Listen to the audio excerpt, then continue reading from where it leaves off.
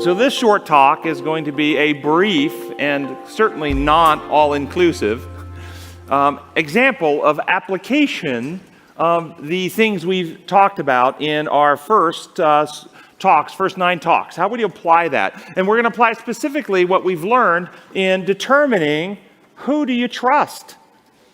Who's trustworthy? In your real day-to-day human relationships, how can you apply these things to determining who's trustworthy? Well, when you decide who's trustworthy, what is trust based on? Trust is based upon, does the other person love you more than they love themselves at its root? It's based on, are they transformed to have God's love in their heart, where they're capable of loving another person more than themselves, or are they still operating on the principles of me first, survival drive, and watch out for number one? If they're still operating on that principle, as long as things are going well, as long as there's not stress, as long as it works to their advantage, then they can do things that appear to be in your interest. But when push comes to shove, when sacrifice needs to be made, when they are operating primarily on self first, you will be sacrificed and you will be betrayed in order to protect themselves. We can't trust people who don't love us more than they love self. And so from lectures 1 and 2, understanding that, lectures 1 and 2, we understand God's original design. We understand the principles of love. Somebody emailed in a question and asked, define God's law of love. God's law of love is not simply an emotion of compassion. The law of love is operational and functional. It is the principle of other-centeredness, the principle of giving upon which life is built to operate. And we gave all those examples in the first lecture.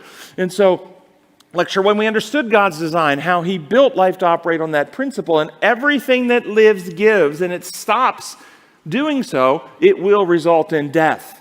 And there's multiple examples. I only gave a couple in our first lecture because we're trying to do small lectures, not these expanded long ones. And so in the first lecture, we learned about that. We learned that lies believed break the circle of love and trust, and humankind became infected with this antagonistic principle to love, this principle of survival drive, this selfish principle. We also learned about the law of liberty. And love only exists in an atmosphere of liberty. And understand that the human nature has been changed in this way. Notice what it says about Jesus in John 2. Jesus would not entrust himself to others, to them, for he knew all people. He did not need any testimony about mankind, for he knew what was in each person. In other words, I think this is saying he knows that we are born in sin, conceived in iniquity. He knows without him in our life, without the working of the Spirit, reproducing Christ within, that all of us are driven by fear and selfishness, and we will ultimately be untrustworthy and betray him. And we even see that not in just Judas.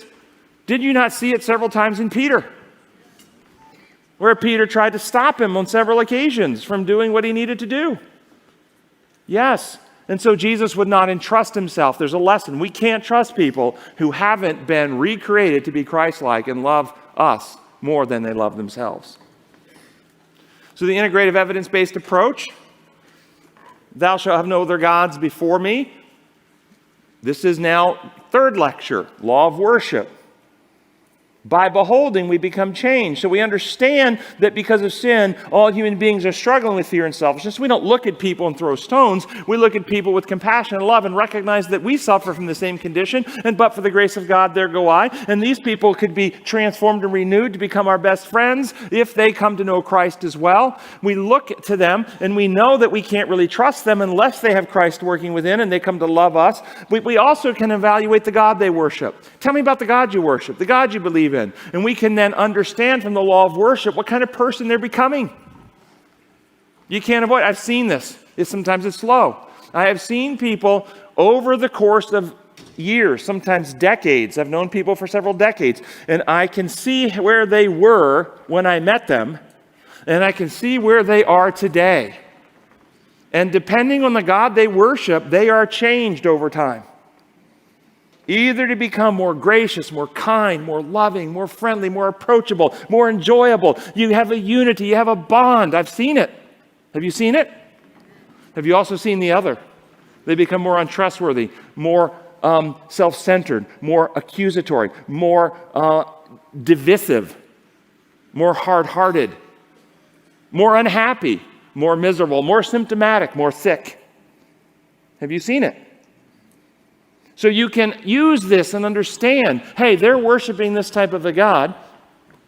If they don't come to see God in His true light, this is going to have a derogatory effect on them over time. They will apply principles, even with good intention. I'm doing this because I want to follow God's will. But if they misunderstand God's will, well, they might strap bombs on themselves and blow people up in the name of God. That's an extreme example, but you can reduce that to something less than lethal and still see the same problem, can't you? So understanding the God people worship, the law of worship, can give us insight on whether we can trust people. Science, meditation on the God of love, we understand is calming to the fear circuit, which means we become less self-referenced as we're less fearful. Fear is the emotion that drives us to be self-referenced. Love casts out fears. We come to love, we become less fearful, which means we become less self-referenced. We become more capable of looking to a larger reality and using our resources to bless and help others as we're less fearful. So trust is based on what? First principle, does the other person love us, love you more than they love themselves? If the answer to that is no, you can still love them. Look at Jesus loving Judas. But you can't trust them. You can't. Because they'll betray you to protect themselves. And the second element that needs to be there in order to trust somebody, they have to have self-governance. Self-governance. Last fruit of the Spirit is self-control. If they don't have self-governance, you can't still trust them. And so look at the Bible principle in Ephesians 4:13. We are to become mature, attaining to the whole measure of the fullness of Christ. Then we will no longer be infants, tossed back and forth by the waves and blown here and there by every wind of teaching and by cunning and craftiness of men in their deceitful scheming. You see, you may have a child that loves you, your 6-year-old daughter or son, but would you give them your paycheck to take to the bank? Well, but they love you, and they really do. And if they saw you in harm's way, they would run into danger, put themselves in harm's way to protect you. See, loving you more than themselves is a prerequisite to be able to trust somebody. If they don't, they will betray you. But people can still love you more than themselves and be so immature and have such lack of self-governance that they can't carry out the good that they would like to do. They haven't grown up. And so in order to be trustworthy, we have to love others more than self, and we also have to grow in our spiritual journey to become mature people, practicing godly principles, having the fruit of the Spirit, self-control. So trust is based on the other person loving you more than self, the other person having self-control. And bold points. This is going to be very helpful in your real-life applications. And third, the other person has real wisdom. They know design law. They know how reality, as God built it, is intended to operate. They know what deviations from God's design will actually do. Or at least they demonstrate the capacity to grow in wisdom. They are not closed off to it. They have a heart that loves truth. They're willing to advance and develop as they're able to understand it. So at least they're growing in wisdom. The mature are those who've developed by practice the ability to discern the right from the wrong or the good from the evil.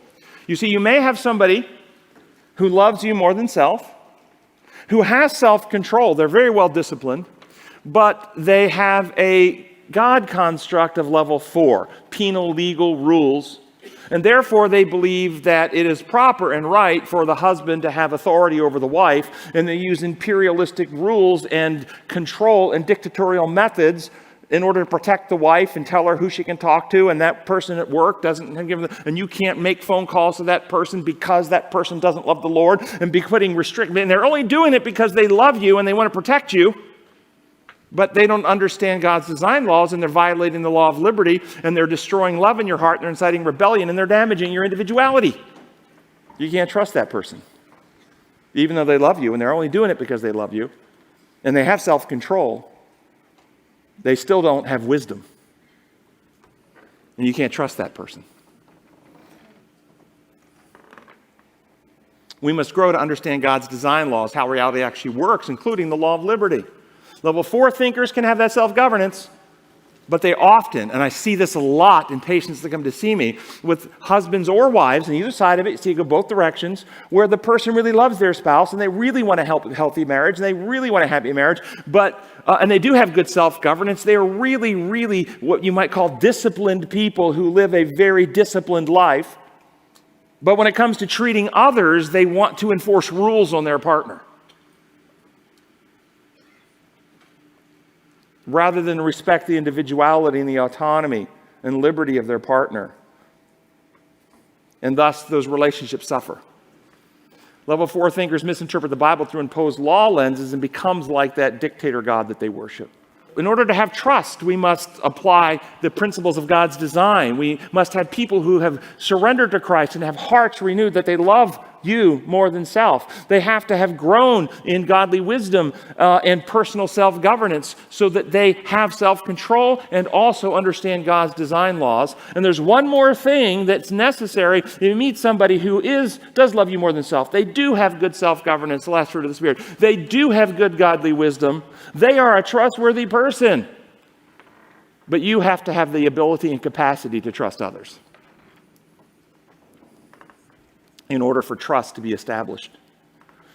And many people have gone through, whether it's trauma experiences, exploitation, betrayal, some element in their life where they've been burned and hurt, and their capacity and or willingness to trust has been compromised, and they don't trust anybody. You're never burning me again.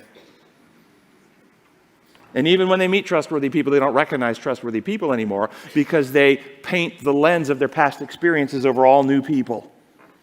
And they don't evaluate people with the objectives that they are experiencing from those people and evaluating, are you, person, are you demonstrating that you love me? Do you demonstrate self-control? Do you demonstrate wisdom in how you make decisions and governance of yourself and how you treat others? They're not judging people based on the actual evidences that they're experiencing. They're doing it based on their past experiences and painting the world with that brush.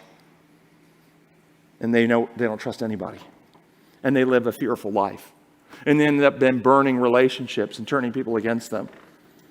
So we must experience the truth about God, be one to trust in Him, open our hearts to be reborn, have the Holy Spirit take the victories of Christ, reproduce it in us. So it's no longer I that live, but Christ lives in me. We actually experience being loved by Him, and we are one to love in Him, and therefore want to love others as well.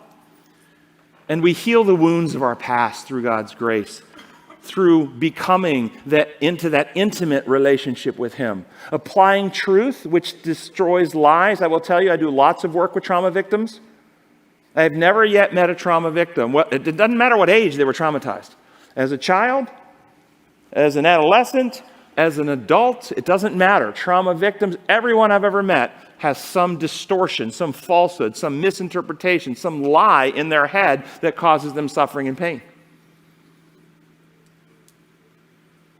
So we must heal the wounds of our past, and truth sets us free. Truth heals.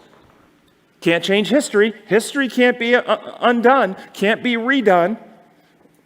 But we can change our hearts and minds. We can experience renewal, recreation, regeneration, healing. That can happen. And then we must choose then, as we move forward, to apply God's principles in how we live our lives and how we treat others, in the boundaries we draw in relating to others, assessing where we draw those boundaries based on the evidences that people reveal to us about who they are, rather than based on our deep insecurities, our longings to be accepted, our wishes to be loved. And so people make decisions with hopes, dreams, and wishes, ignoring evidences, and they get burned over and over again. As we apply these principles to our life, we assess reality as it presents itself to us. We apply the truth in our decision making. And we leave others free to not like us if they don't like us. It's okay. I love you enough to let you not like me. Do you know how many people can't tolerate that? And then ultimately doing this, we trust those who are trustworthy.